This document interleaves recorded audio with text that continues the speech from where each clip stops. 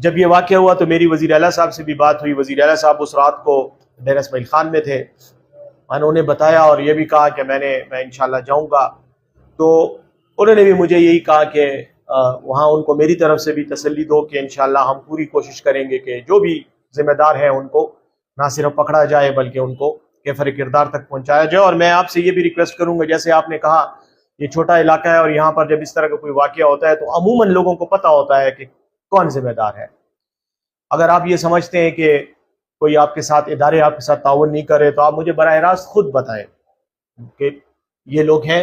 میں اوپر لیول پر پولیس کے آئی جی صاحب سے، انٹیلیجنس جو ادارے ہیں ان سے، فوجی جو حساس ادارے ہیں ان سے میں خود ذاتی طور پر بات کر کے اس مسئلے کے لیے کوشش کروں گا کہ اس میں پیش رفت ہو سکے. کیونکہ خلیل کے جو قاتل ہیں وہ صرف خلیل کے قاتل نہیں ہیں، وہ خلیل کی فیملی کے دشمن نہیں ہیں، وہ ہم سب کے دشمن ہیں اور ہم سب ایک ہی برادری سے تعلق رکھتے ہیں. اگر کسی کے ساتھ ظلم زیادتی ہوتی ہے تو یہ ہم سب کے ساتھ ظلم اور زیادتی ہے، اور اس کا سدباب کرنا، اس کا بدلہ لینا یہ ہم سب کی ذمہ داری ہے.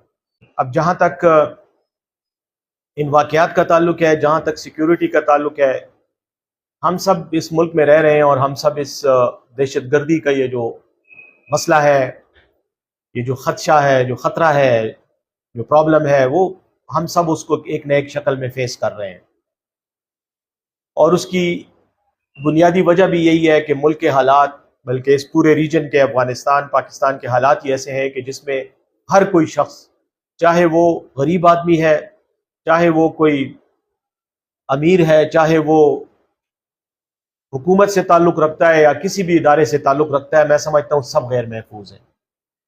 آپ کو پتہ ہے کہ اور تو کیا میں کسی اور ادارے کی یا کسی اور پاکستانی کی کیا بات کروں، فوج والے اور پولیس والے بھی دہشت گردی کا شکار ہو رہے ہیں، روزانہ شہادتیں ہو رہی ہیں. تو یہ ایک انتہائی سنجیدہ مسئلہ ہے اور یہ ہم سب کا مشترکہ مسئلہ ہے.